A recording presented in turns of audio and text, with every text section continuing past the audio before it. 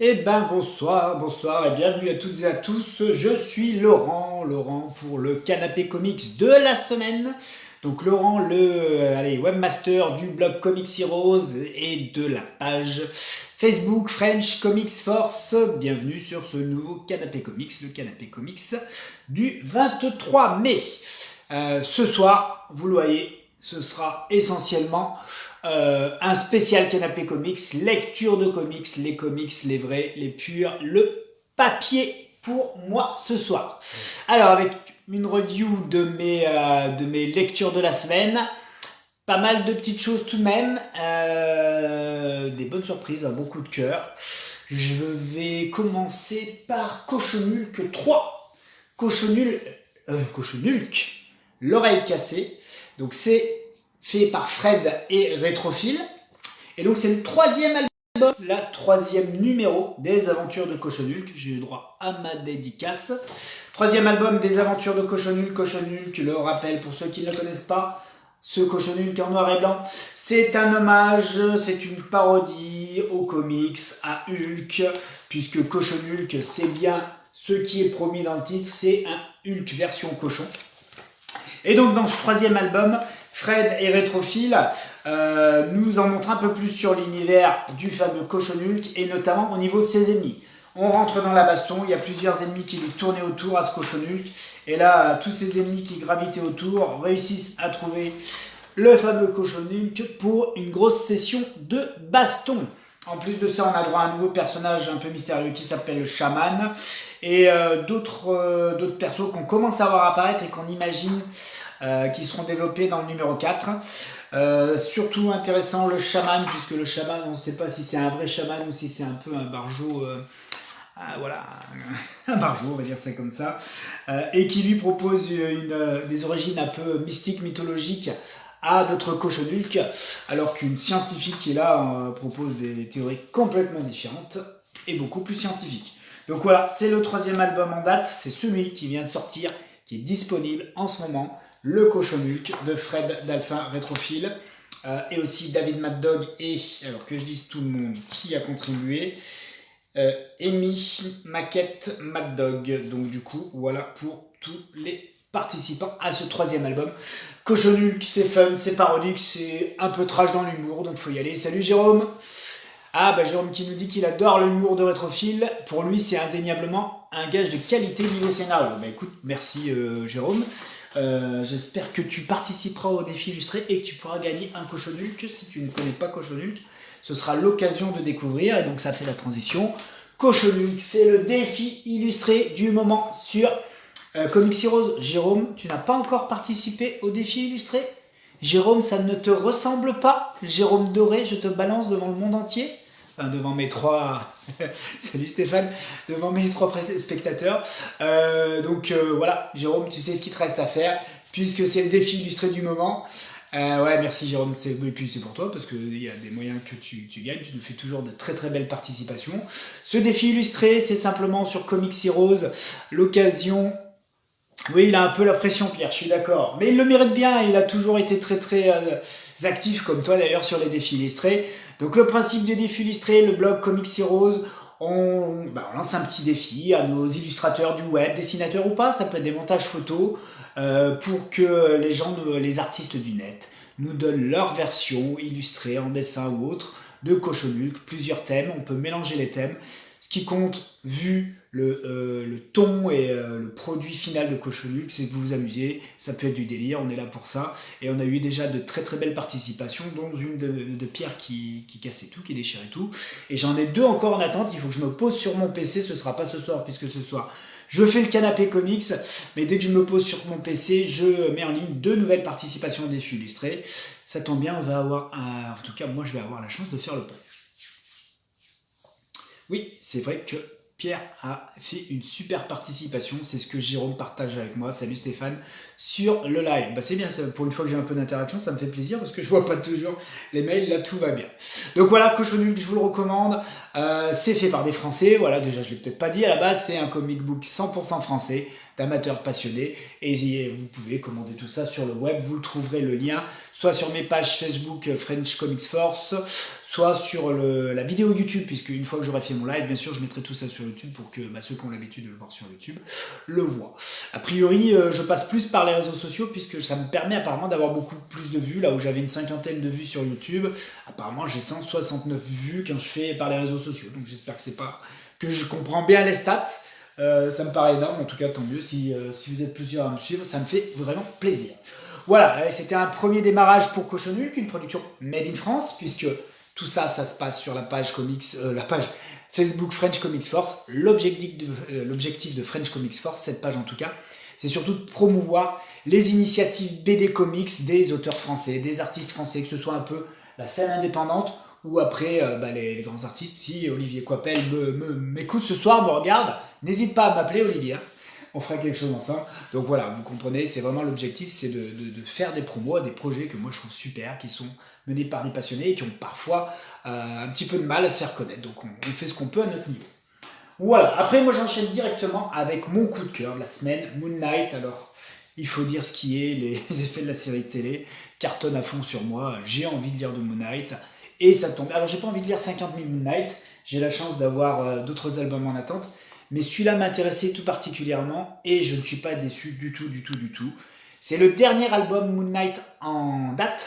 C'est celui qui compose la série actuelle de Moon Knight, puisque Moon Knight, à la fin d'un épisode, enfin d'une aventure complète des Avengers par Jason Aaron, Moon Knight avait dû obéir à Khonshu pour trahir les Avengers, leur casser la figure, pour prendre possession de tous les pouvoirs principaux et les armes principales de l'univers Marvel.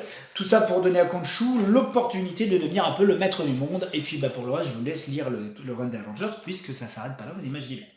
Donc ce Moon Knight là, ça s'appelle La Mission de Minuit. Au scénario, c'est Jed MacKay.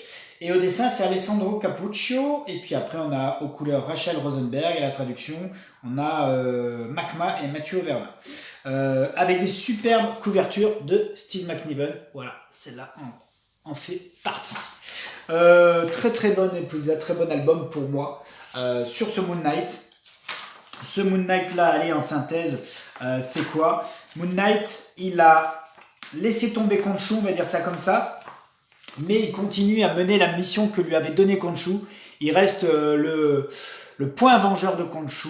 Il est là pour protéger les voyageurs de la nuit. Et regardez, on le voit bien là, on le voit dans son identité de Mr. Knight, puisque vous le savez, je pense maintenant, Moon Knight est un personnage un peu schizo, avec plusieurs personnalités, donc du coup parfois même plusieurs pouvoirs différents. Et il oscille entre sa personnalité de Mr. Knight et de Moon Knight, le fameux super-héros costume blanc avec la cape. Et ce que j'aime bien dans cette nouvelle série, ce nouveau départ, c'est qu'il est vraiment un prêtre en soi. C'est comme si Moon Knight veillait sur sa paroisse, pour lui, comme s'il était un prêtre d'une paroisse, d'une église. Et donc du coup, la mission qu'il se donne aussi, c'est de protéger donc, les habitants de sa paroisse des menaces de la nuit. On va dire ça comme ça. Il va combattre des vampires, mais il va aider aussi certains vampires qui ne voulaient pas être vampires. Là, il combat des clones de pestilence ou de vermine. Excusez-moi, je ne suis pas un grand spécialiste des ennemis de Spider-Man. Si je lis la BD, je retrouverai... Ça doit être vermine ou pestilence. Et bien sûr, je ne trouve pas. Ah si, c'est vermine, ok. Regardez, on le voit en pleine action. Donc Moon Knight, c'est ça. C'est maintenant ce mec qui cache jamais son masque. On le voit quasiment jamais en Mark Spector. Qui défend son quartier. Et qui en plus, je vous en avais parlé la dernière fois, a un problème puisqu'il a de la concurrence. Il y a un autre point de... oui, Mr. Knight a une classe false, comme dit Jérôme. C'est vrai. Alors moi, je suis plus fan du Moon Knight, mais j'aime bien le fait d'avoir les deux personnages et les deux identités qui, en plus, visuellement, du coup, fonctionnent très bien, puisqu'elles tranchent. Là, on voit qu'il y a un nouveau point de Khonshu qui apparaît, qui est là, apparemment, pour suivre la voie de Khonshu, telle que Khonshu l'a dicté. Entre guillemets, Khonshu, il a besoin de points vengeurs, et le point vengeur, il doit éliminer, donc il doit tuer ses ennemis, ce que Moon Knight ne fait pas forcément. Moon Knight peut faire un exemple de temps en temps quand il y a besoin de faire peur à des vampires, etc. Mais en tout cas, il n'ira pas jusqu'au bout et tuer ou massacrer tous les ennemis de sa paroisse, puisque vous l'avez bien compris, il est vraiment là pour sauver les gens de son quartier. Finalement, c'est devenu le super-héros défenseur de la nuit et des menaces du surnaturel de son quartier. Donc ça, c'est sympa. Il affronte ce fameux... Regardez-moi cette double page, comme elle est sympa. Il affronte ce fameux Moon Center, donc le nouveau point de Khonshu, l'autre point de Khonshu, puisqu'il est dit que Moon Knight est le point droit de Khonshu et Moon Center serait le point gauche. Donc voilà, il y a un affrontement qui se fait forcément. Et puis après, on va le suivre dans ses autres aventures et mésaventures. Il va devoir notamment, finalement, combattre une machination, parce qu'on se rend compte qu'il y a une machination qui est mise en place pour le vaincre. Notamment, il y a son argent, puisque une des identités de Mark Spector, c'est d'être un millionnaire. Donc, il y a vraiment des millions sur son compte. Et donc, il y a un de ses ennemis qui met en place toute une combine pour lui piquer son pognon de manière virtuelle, etc. en pensant que ça va lui mettre... ça va lui couper l'herbe sous le pied, et c'est pas du tout le cas. Donc du coup, on verra quand même Mark Spector pointer le bout de son dé. Et puis vous voyez, on a une guest, on a Tigra, qui fait partie un peu de la bande de Moon Knight. Et du coup, comme il y a une bande justement, et que c'est un super-héros défenseur des créatures de la nuit, et ben moi personnellement, ça me fait penser un peu à ce qu'on pouvait voir dans Buffy. Buffy, la chasseuse de vampires, la tueuse de vampires, pardon. On dit des chasseresses en français. Et donc du coup Buffy. Et ben moi j'ai trouvé ça très bien. Ces épisodes-là, je les ai trouvés très très bien. J'attends la suite, moi, pour voir ce que va devenir Mr. Knight, ce que vont devenir Moon Knight. Et l'art fonctionne bien, le dessinateur, c'est assez efficace.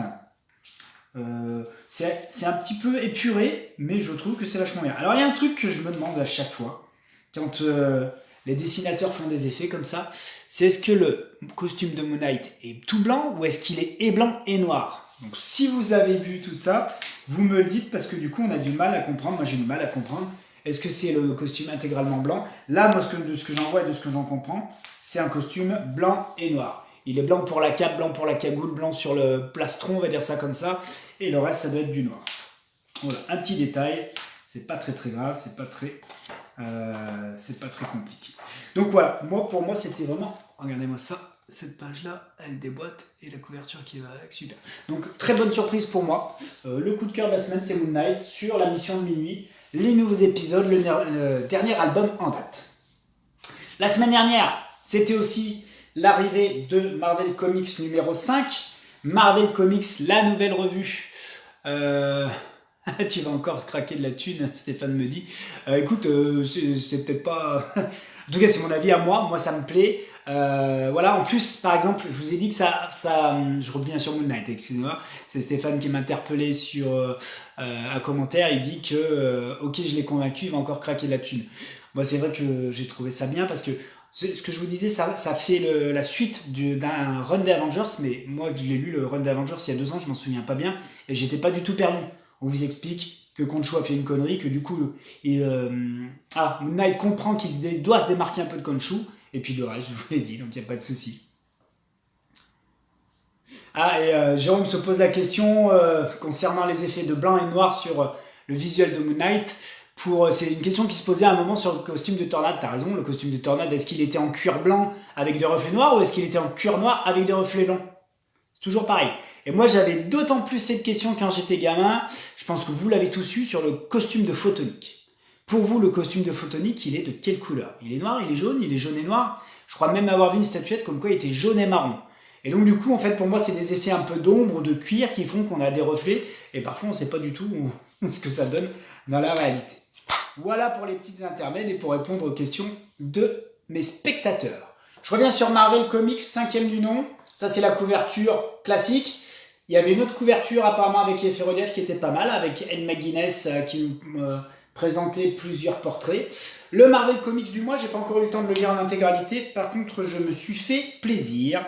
Et c'était un vrai plaisir, là j'avoue, parce que c'est pas toujours le cas, à lire les épisodes des Avengers. On a l'équivalent de 2 épisodes des Avengers. En fait, c'est des épisodes à rallonge, ils nous ont expliqué. Et alors, ce qui est intéressant, c'est que ces épisodes-là, c'est plein de scénettes, comme si on avait des épilogues ou des prologues. Donc du coup, ces épisodes-là, c'est exactement ça, c'est des épilogues à ce qui s'est passé dernièrement dans Hulk, notamment, enfin dans les Avengers, notamment World War Hulk, et c'est aussi des prologues de choses qu'on va voir. Regardez-moi ça. Les Avengers 1 million avant Jésus-Christ, les Avengers préhistoriques. Donc du coup, c'est aussi parfois un prologue avec des nouveaux ennemis qu'on n'avait jamais vus qui apparaissent dans ces pages-là. Je crois que c'est ce qui va donner lieu à la saga des Death Hunters. On a des super dessins. Alors là, par contre, l'avantage et ou l'inconvénient, c'est qu'on a plusieurs artistes sur ces épisodes, prologues, etc. Par exemple, il faut que je retrouve la page. En dessin, on a Aaron Kuder, Carlos Pacheco, Ed McGuinness, Javier Garron. J'adore ce que fait Javier Garron, moi. Et j'aime aussi beaucoup ce que fait Ed McGuinness. Vous allez voir donc Javier Garron, voilà, dans l'épilogue de World War Hulk. On va y voir les Vengeurs, forcément. On va y voir du Miss Hulk. Qu'est-ce qu'on va y voir? On va y voir, et ça c'est sympa, les Vengeurs préhistoriques. Donc on les voit un peu plus et on comprend un peu mieux qui ils sont. Pacheco à mettre, tout à fait Jérôme. Même si on le voit un petit peu moins en ce moment. On va y avoir par exemple, regardez-moi ça, double page. Ok, des flashbacks. On a Khazar qui fait une apparition remarquée. Moi j'aime bien parce que dans les Avengers de Aaron, on a des personnages qui sont pas du tout puissants, comme Khazar. Mais forcément, si vous voulez que ce soit des gens qui côtoient les Avengers, qui puissent parfois se retrouver dans des situations où ils sont obligés de combattre des entités cosmiques, il va peut-être y avoir des évolutions sur ces personnages. Voilà, et ça, s'il le fait bien, le père Aaron, parce qu'entre Jason Aaron et Javier Garron, je vous avoue, j'en perds mon latin un petit peu. Voilà, qu'est-ce qu'on a? On y voit du Ed McGuinness, regardez, hop, les Rose Reborn, on y voit le Squadron Suprême, et donc du coup, on a un aperçu de ce qui va arriver prochainement aussi sur les Avengers. On voit aussi un ennemi un peu mystérieux qui revient, en fait, c'est quelque chose qu'avait déjà présenté Aaron dans les précédents dans les précédents épisodes. Il y a un grand méchant qui commence à apparaître, qu'on revoit là-dessus. Il y a un grand méchant de l'univers Marvel qui est toujours là en filigrane, voilà, mais qu'on ne voit pas vraiment pour l'instant exploser. C'était le méchant derrière Heroes Reborn, et qui est là, toujours un peu en filigrane. On a l'impression qu'il y a une grande machination, un grand complot qui arrive. Mais voilà, lui, on ne le voit pas arriver. Et les nouveaux ennemis dont je vous parlais, alors ça, mes amis, c'est top. C'est des versions multiverselles et parfois un petit peu fusionnées de super vilains de Marvel, des Avengers qu'on connaît déjà. Donc, en fait, vivement la suite, quoi, tout simplement, parce que ça semble annoncer les nouveaux épisodes. J'ai pas lu sur la fin. Qu'est-ce qu'ils nous disent? Marvel and Beyond, il faudra que je le lise. En tout cas, ça semble annoncer un nouveau très bon run avec des méchants multiversels venus du multivers, une sorte de confrérie des super vilains du multivers, j'ai envie de dire l'armée ultime des super vilains du multivers qui a l'air de défouler dans notre univers, avec en plus le retour des Deathlock. S'il y a des fans de Deathlock, sachez que Deathlock sera dans les futurs épisodes, puisque les Deathlock sont finalement devenus une sorte de force de police du multivers. Ils sont là pour protéger le multivers. Donc c'est ce qu'on verra dans les prochains épisodes d'Avengers. Bien sûr, il y a aussi un épisode de Thor et du Spider-Man, mais je ne les ai pas lus, donc du coup on en parle lors du prochain Canapé Comics, où j'aurai un peu plus avancé sur ces épisodes-là, mais je voulais absolument me plonger dans les Avengers. Je savais qu'on avait cet épisode à rallonge et je ne suis pas déçu du tout. À l'inverse de certaines choses, là c'est pam, on a eu beaucoup de scènes qui étaient vraiment intéressantes. Voilà pour ça. Je vais vous parler de ma dernière lecture.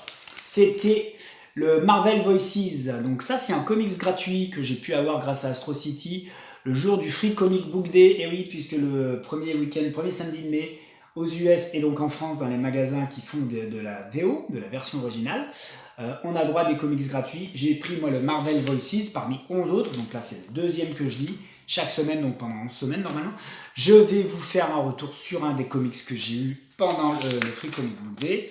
Celui-là, le Marvel Voices, c'est une ode à la diversité des super-héros dans toute leur diversité, diversité ethnique, diversité origine, diversité de genre, tout ça, c'est dans des mini-scènes, des mini-épisodes qui composent ce Marvel Voices. On a un premier épisode dédié à Moon Girl et son dinosaure. C'est assez sympa, c'est une histoire de futur, etc. Moi, j'ai une page qui est consacrée à... comment il s'appelle? À Vaudou. D'accord, c'est une page. Et l'épisode qui suit, dans un style esthétique très intéressant, vous voyez, on voit Watu. En fait, il est consacré à présenter les personnages Marvel amérindiens. Donc là, vous ne le voyez pas, mais chacune des branches de ce qui semble être une sorte de soleil, avec au milieu Watu, c'est un des personnages amérindiens de Marvel. On y voit par exemple, forcément vous allez y voir Shaman, vous allez voir Thunderbird, Red Wolf, Wingfoot, Risk, Silver Fox, Forge. Il y a beaucoup d'ailleurs d'Indiens, d'Amérindiens qui sont dans les X-Men ou qui gravitaient autour des X-Men. Moi j'aime beaucoup cette double page et celle qui précède. Je trouve ça super sympa. On a aussi le clou du spectacle. Un épisode signé Olivier Coipel consacré à Miles Morales. Miles Morales. Et puis on a aussi du très très bon avec Will Portacio. Ça c'est Will Portacio, messieurs dames. Sur une super-héroïne que je ne connais pas, une super-héroïne je pense des Philippines. C'est vous qui fait un crossover avec Bishop des X-Men. Regardez-moi ce visuel de folie, que ce soit dans les couleurs ou les dessins. Ça c'est du grand Will Portacio qui est Vaudou. Il n'a pas été remplaçant de Motin. Alors je réponds à une sollicitation de Jérôme. Oui Jérôme, t'as raison, Vaudou fait partie des Avengers. Pour moi il fait aussi partie des Avengers entre guillemets dans les sagas un petit peu secondaires, comme c'était le cas avec No Surrender et j'allais dire No Way Home, non, Sans chemin de retour et Sans rémission. C'est deux belles grosses sagas un petit peu en marge. Et Vaudou en a fait partie. Et pour moi, Vaudou était très bien. À un moment, c'était le nouveau sorcier suprême, Jérôme. Tu as raison. Donc voilà pour l'épisode 2 des Philippines. On a un autre épisode à la fin qui recense un peu tous les super-héros dans leur diversité, je sais pas comment on dit, d'attirance sexuelle. Donc qu'ils soient gays, lesbiennes, LGBT+, etc., etc. Il parle beaucoup de queer. Alors moi, je suis désolé, je ne connais pas le mot queer. Je vois pas trop je sais pas ce que ça veut dire. Donc si l'un d'entre vous le sait, envoyez-moi un commentaire. Donc voilà, il recense tous les super-héros qui ont eu qui font partie de ce qu'ils appellent le queer, mais en tout cas, c'est qui sont tous des LGBT et qui restent des super-héros importants dans l'univers Marvel et qui comptent. Avec ce style de dessin que j'aime beaucoup, on est sur un style de dessin assez sympa, un petit peu cartoony, simpliste. Moi, j'aime beaucoup ce que fait ce dessinateur. Je vous le donnerai à la fin, j'ai la liste. Et enfin, on a une petite page consacrée à un personnage que je ne connais pas, qui est un personnage mi-femme, mi-requin. Je ne le connaissais pas du tout. Donc pour les dessinateurs, on a donc sur le premier épisode Luciano Vecchio pour l'épisode de Moon Girl. Pour l'épisode la page consacrée à Vaudou, on a Janoy Lindsay au dessin. Pour l'épisode consacré aux Amérindiens, c'est Jeffrey Verridge. On a donc Olivier Coipel sur l'épisode pour Miles Morales. L'épisode de Will Portacio, ça je vous le disais, avec Alyssa Wong et J. David Ramos aux couleurs, qui fait vraiment un bon travail, ce J. David Ramos. L'épisode Pride dont je vous parlais, c'est Luciano Vecchio, l'épisode un peu cartoony. Et le dernier épisode avec la femme requin, Charkson, c'est Leonardo Romero. Voilà, et puis après on a des pubs sur les autres titres qui vont arriver, par exemple sur les femmes de Marvel, les autres Marvel Voices, etc. Donc super sympa, super couverture, des très très bons épisodes avec de très très bons dessins. Oui, Hulkling et Wiccan qui sont exactement des représentants une des parties des représentants des héros LGBT de Marvel, puisque Hulkling et Wiccan sont très importants. Hulkling est aujourd'hui, attention spoiler, l'empereur de l'Empire Chris Krull, puisque ça y est, ils sont copains maintenant. Et Wiccan et son mari, finalement, ils sont maintenant dans l'espace en train d'essayer de diriger un empire composé d'anciens ennemis héréditaires, d'ennemis cosmiques héréditaires. Voilà pour les lectures du moment. Revenir sur une actu un petit peu locale, désolé pour les non-lillois. Puisque là je vais vous parler de quelque chose qui se déroule au dernier bar avant la fin du monde à Lille. C'est une expo consacrée au dessin de Maxime Garbarini. Maxime, c'est tout simplement ce genre de merveille.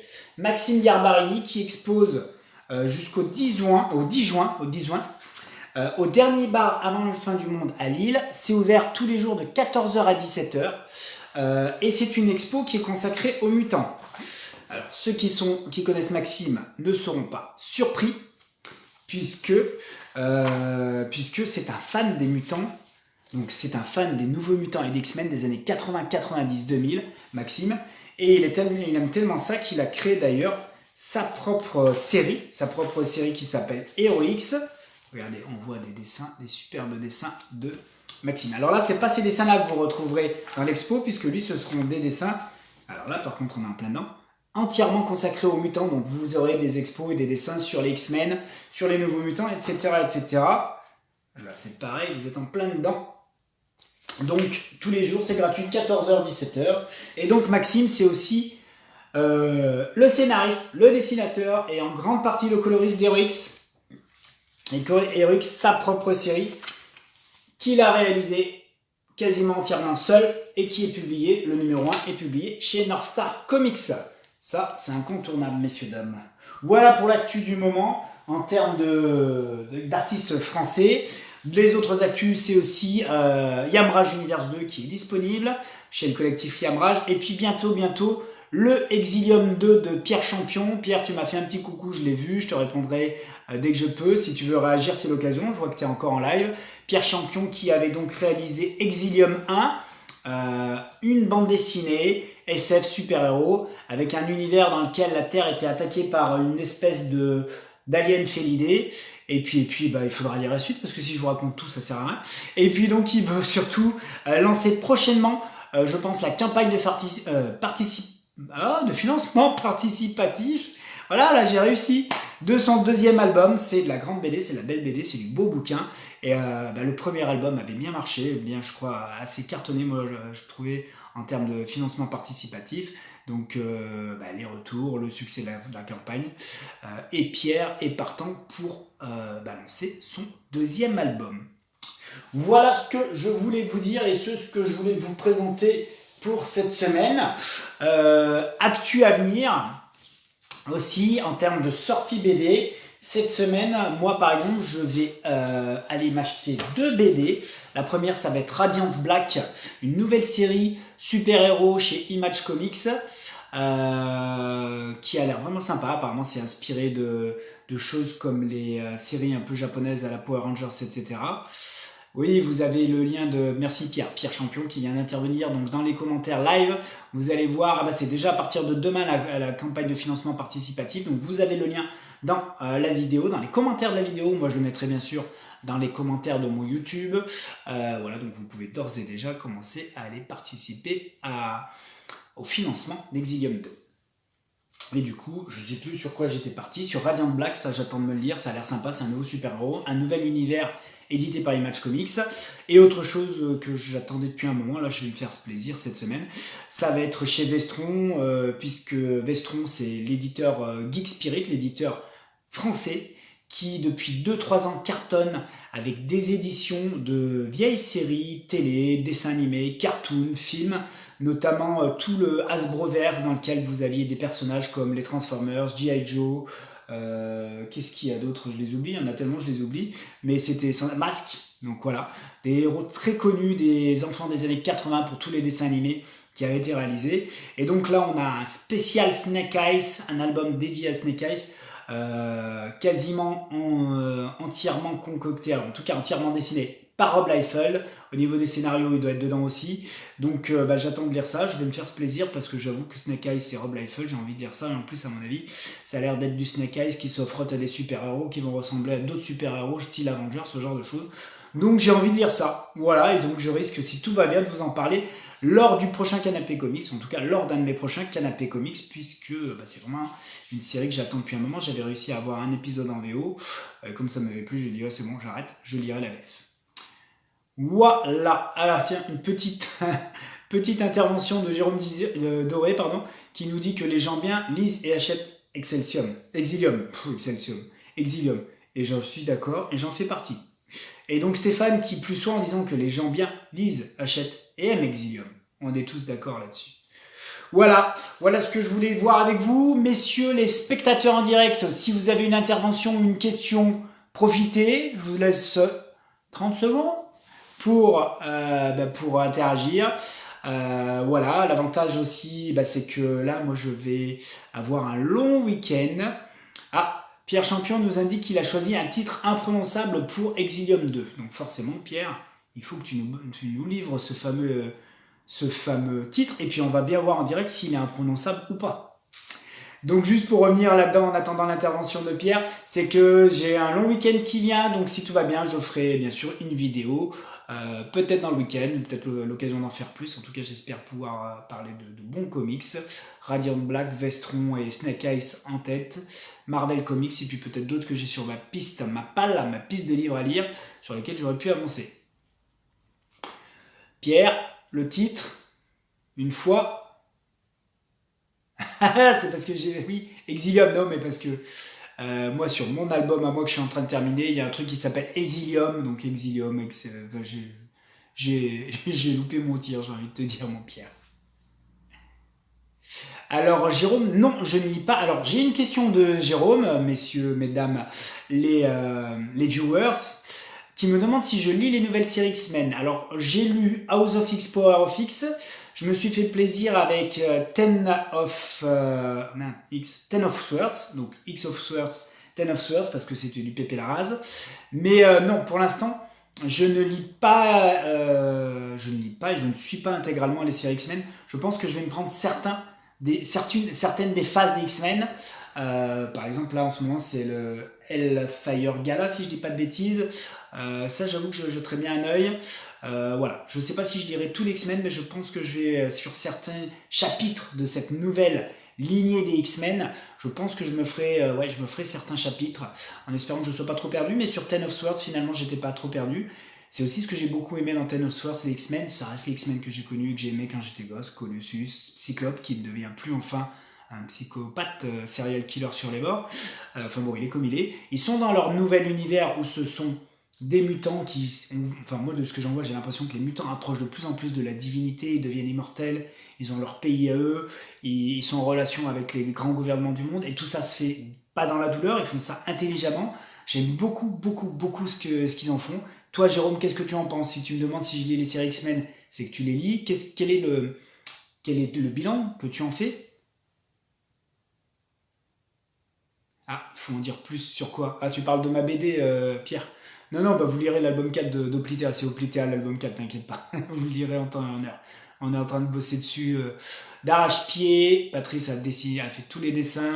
Pascal, le coloriste, est sur la fin du 3e épisode, donc c'est top, 3 épisodes sur 4. Mais le dernier épisode fait 50 pages, donc il a encore beaucoup de boulot. Ah, et Jérôme me dit que non, il n'a pas commencé. Oui, tu as raison, visuellement c'est sublime. Et ça a l'air vraiment intéressant. Je pense que c'est assez complexe puisque c'est du Jonathan Hickman qui fait des grosses sagas avec des choses et des interactions très très intéressantes et complètes. Donc des fois c'est un peu complexe. Mais c'est intéressant dans Ten of Swords. Moi ce que j'aime bien, ce que fait Jonathan Hickman, c'est qu'au milieu des dessins, il a même du texte fait par le scénariste, par lui-même, qui va t'aider à mieux comprendre certaines choses. Ten of Swords, tu avais des pages entières qui étaient reprise de cartes de tarot et qui te présentait les 10 combattants. Enfin, c'était vraiment très bien. Ce que je peux te conseiller, c'est de lire quand même House of X et Power of X, Jérôme, parce que comme ça, tu comprendras bien où sont les X-Men et que sont devenus X-Men. C'est plus... Avant, on tournait toujours les X-Men, voilà, sont les élèves de Xavier. À un moment, c'était les X-Men veulent devenir une nation menée par Cyclope et c'était les X-Men contre le reste du monde. Là, on est Xavier et Cyclope et tous les mutants, je dis bien tous les mutants, même les méchants mutants, sont réunis. Et donc du coup, on est vraiment sur quelque chose que je trouve, là pour le coup, on est vraiment sur un vrai changement de paradigme. Et l'univers évolue vraiment. Donc c'est vraiment les X-Men qu'on connaissait, qu'on adore, moi c'est toujours le cas. Mais ils sont dans cette nouvelle évolution et ça fonctionne très très bien pour moi. Voilà, messieurs, mesdames, je vais pas vous tenir une heure, ça sert à rien. Je voulais pas la faire trop longue, mais je suis content d'avoir eu des interactions avec Pierre, avec Jérôme, avec Stéphane.